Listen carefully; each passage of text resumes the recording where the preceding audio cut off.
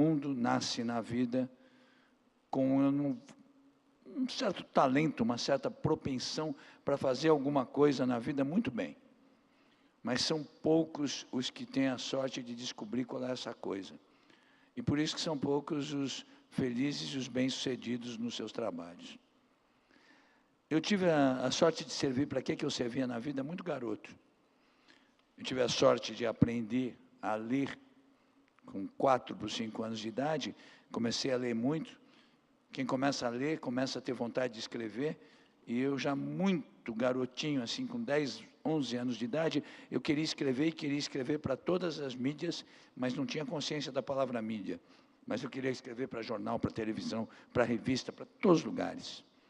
Por outro lado, eu tinha uma enorme admiração pelo trabalho do meu pai, que era um vendedor.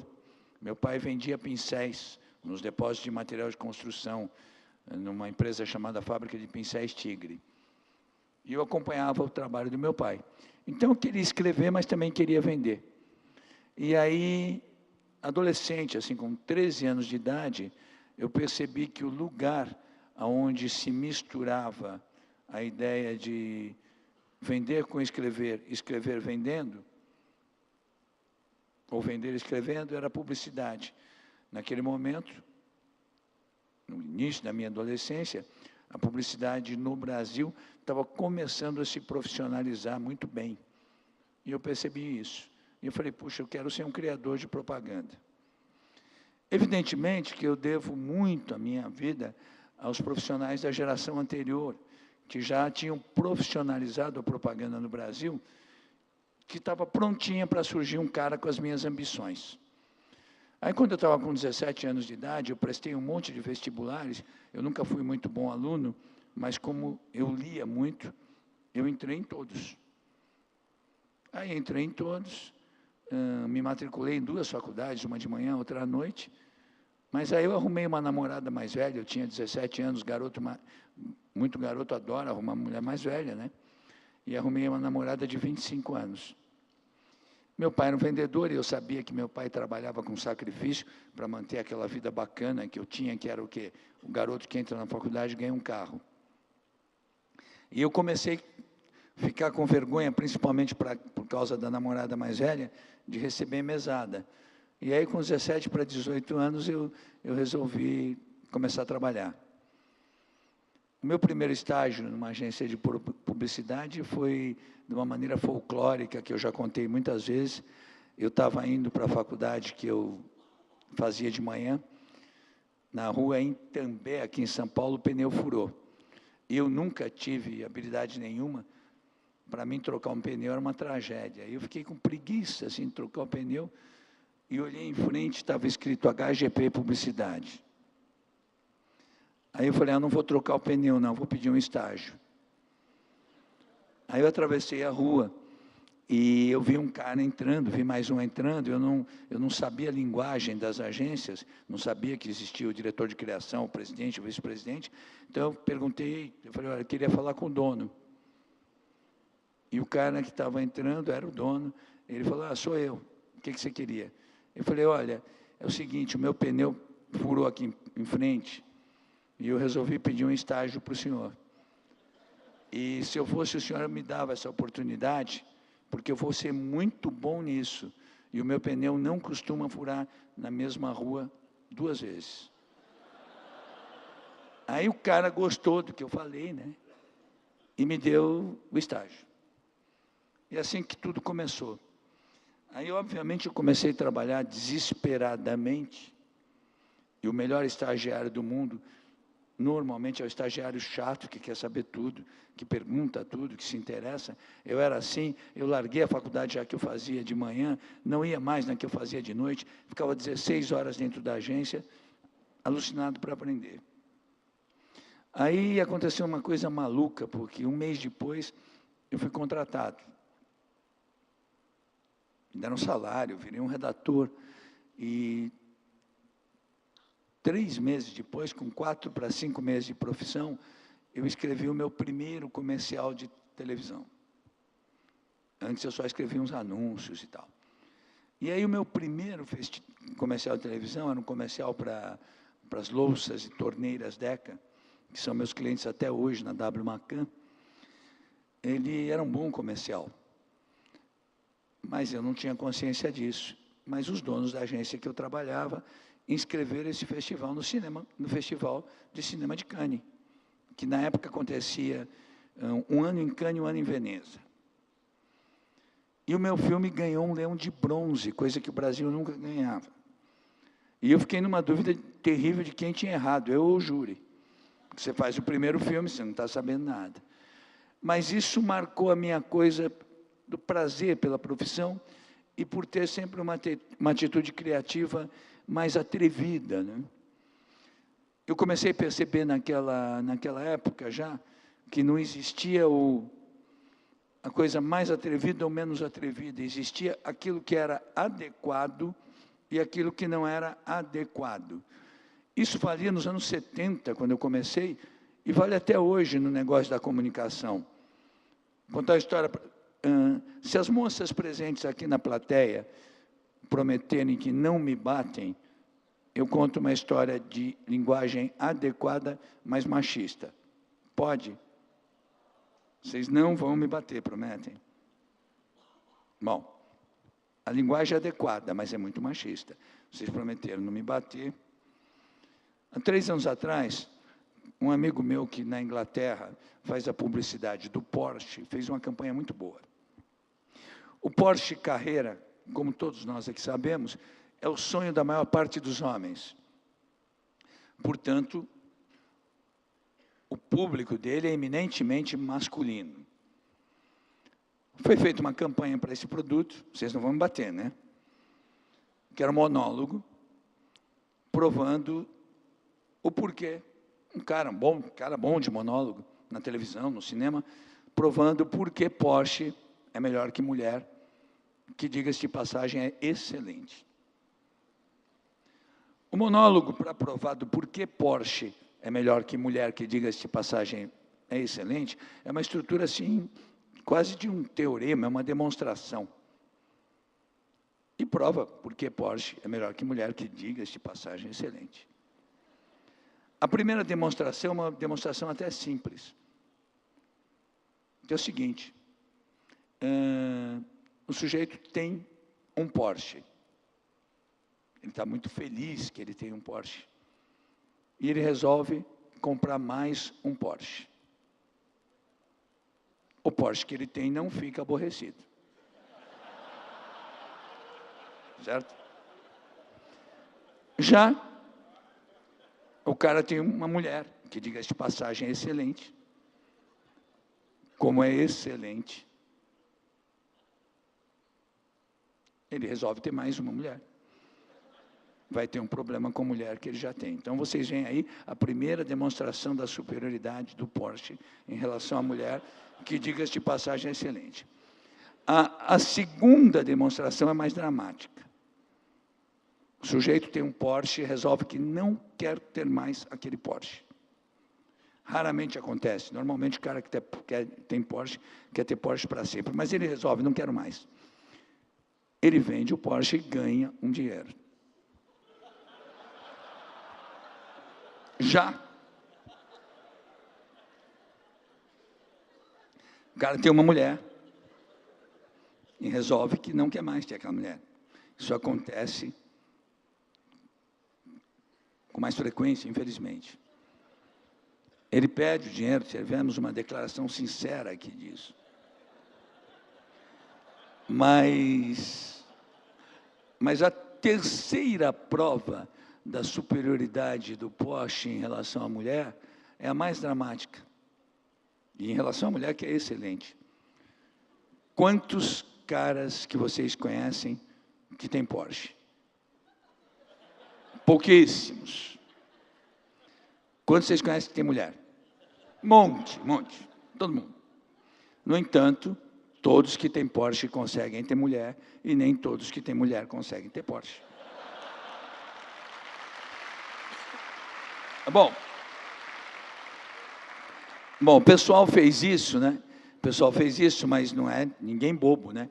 Foi feito para o público masculino. Mas, mesmo assim, por que vamos ficar de mal com a mulherada? Então, paralelamente a isso, nas revistas femininas mais bonitas, eles colocaram um anúncio do Porsche Cabriolé, o conversível, com uma mulher linda dirigindo o carro, os cabelos esvoaçantes, e o título do anúncio era um homem interessante, inteligente, te dá de presente um secador de cabelos como esse.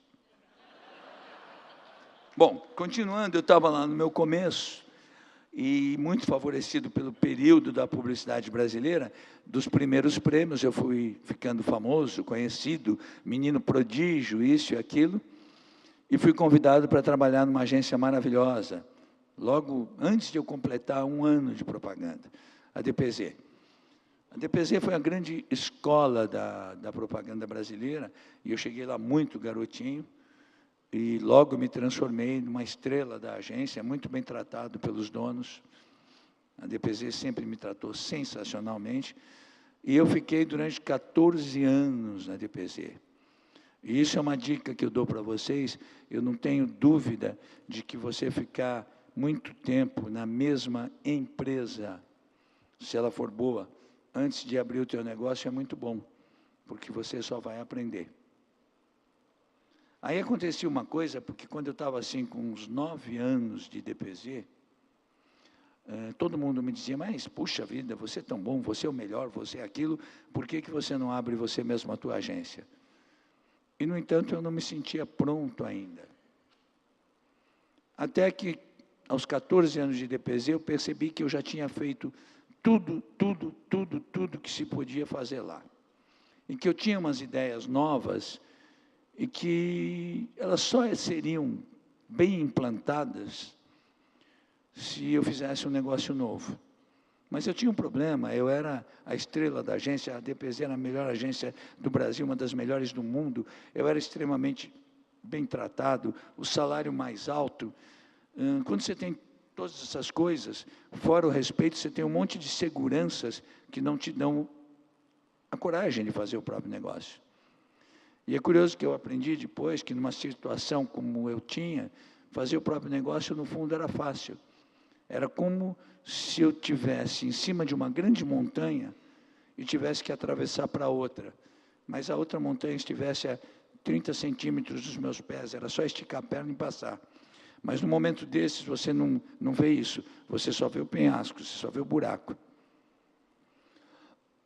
Mas eu decidi. Naquele momento, eu decidi que eu tinha que fazer algo de muito diferente.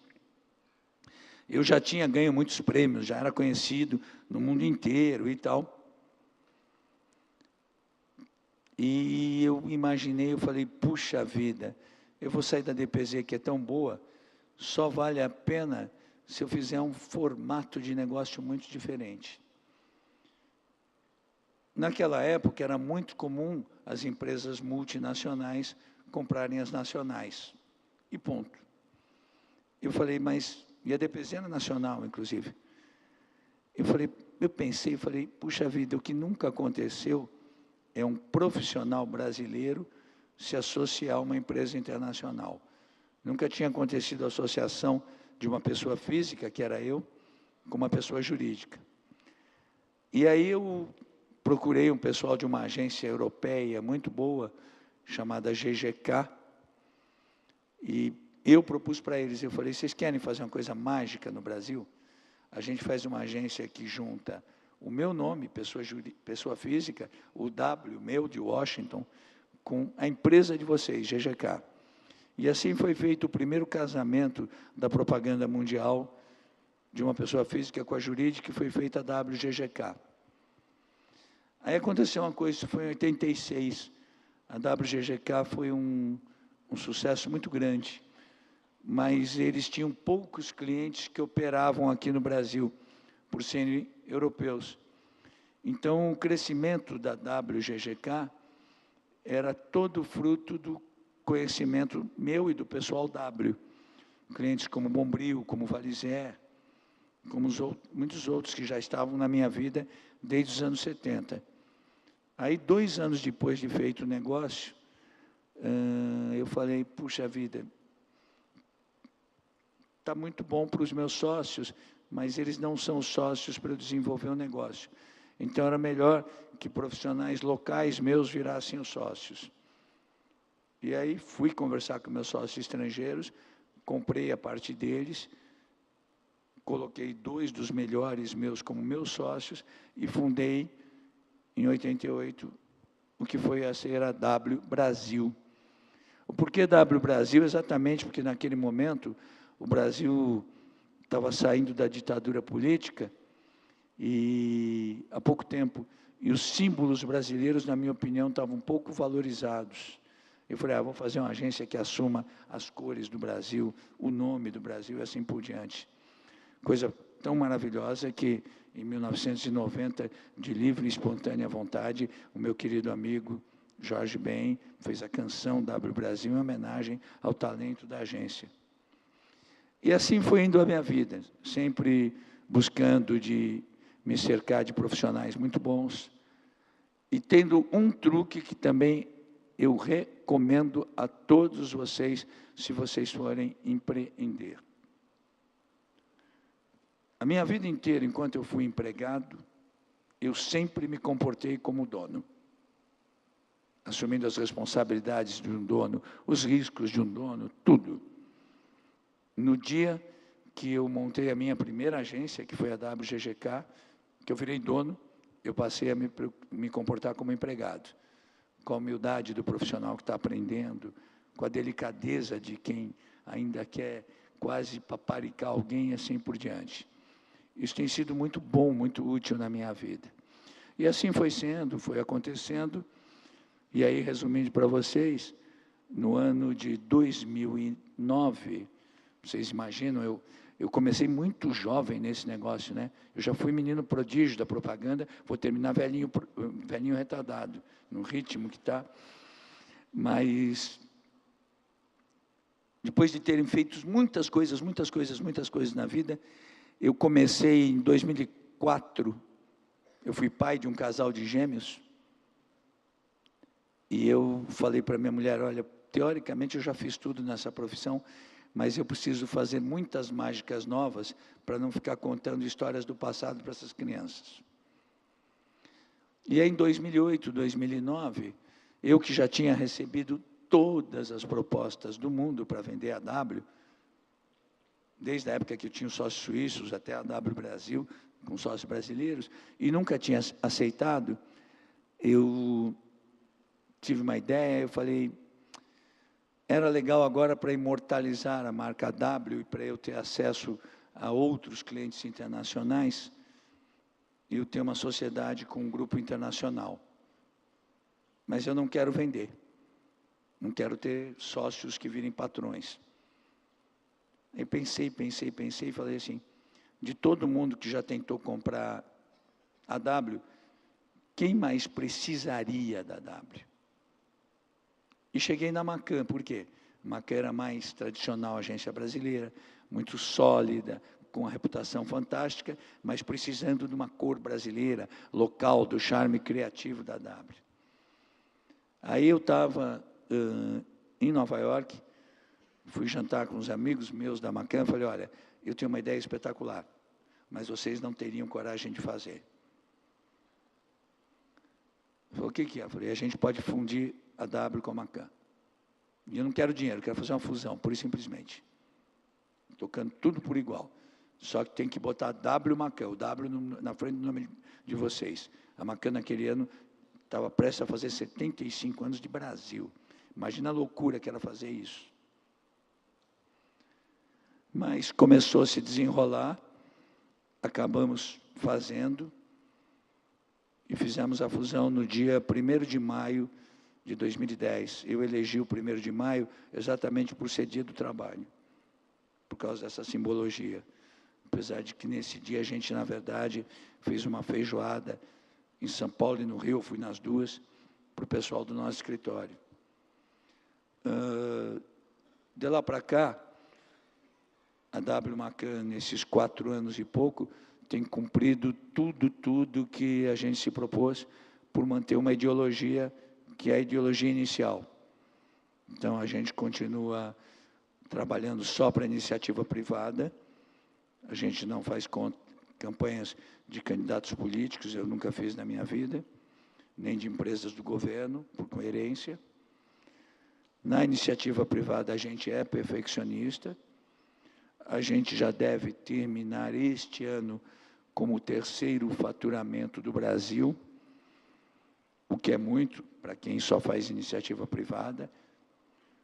Somos a primeira do Rio de Janeiro, uma das maiores no digital, mas o melhor disso é que a gente tem gente muito feliz.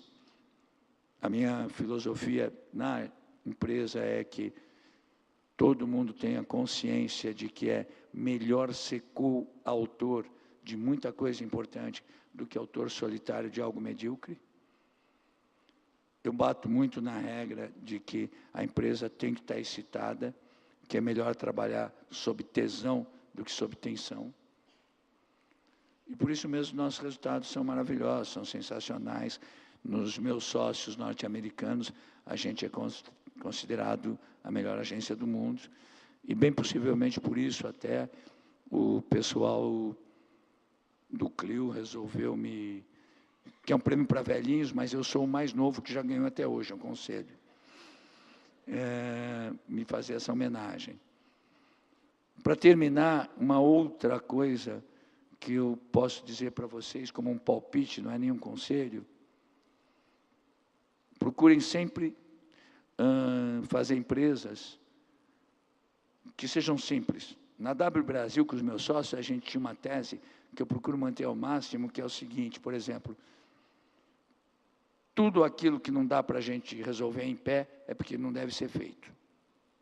Se tiver que fazer muita reunião para fazer, não faça porque não vai dar certo. Boa parte das reuniões, inclusive, servem única e exclusivamente para marcar uma próxima reunião. Então, aprender a pensar simples, a ser afetivo. É que nem e-mails com milhares de pessoas copiadas, é porque ninguém vai resolver nada. Outra coisa, de vez em quando alguém tem que decidir. Os ingleses dizem uma coisa muito boa. Eles dizem que o camelo foi um cavalo construído por um comitê. Reuniu-se um comitê para fazer um cavalo, mas tinha tanta gente dando palpite que saiu um camelo. E a última coisa do conceito de simples. É muito fácil perceber por que pensar simples é melhor. Se as pessoas não querem complicações na vida, é claro que elas não querem complicações nos negócios ou nas mensagens que recebem. A respeito disso, vou contar uma última historinha para finalizar. Vamos imaginar que são agora, pode ser 7 horas, um pouquinho mais agora, mas 7 horas e 30 minutos na cidade de Nova York, para onde a Flytour leva brilhantemente seus passageiros, vai inclusive me levar para a festa do Clio. E aí, são 7h30, estamos no bar do Hotel Sun Ridges, um dos elegantes hotéis da cidade, o Old King Cole, tido como o melhor bar de Nova York, e entra um homem com um terno impecável, mais ou menos 50 anos de idade, cabelos grisalhos azulados, cara de bilionário, encosta no balcão e pede um dry martini. Ele toda noite faz isso. Passa 2 minutos, entra uma mulher linda, um tailleur da Jill Sanders, ela tem aproximadamente uns 35 anos, chique, bem vestida, cara de presidenta da Louis Vuitton.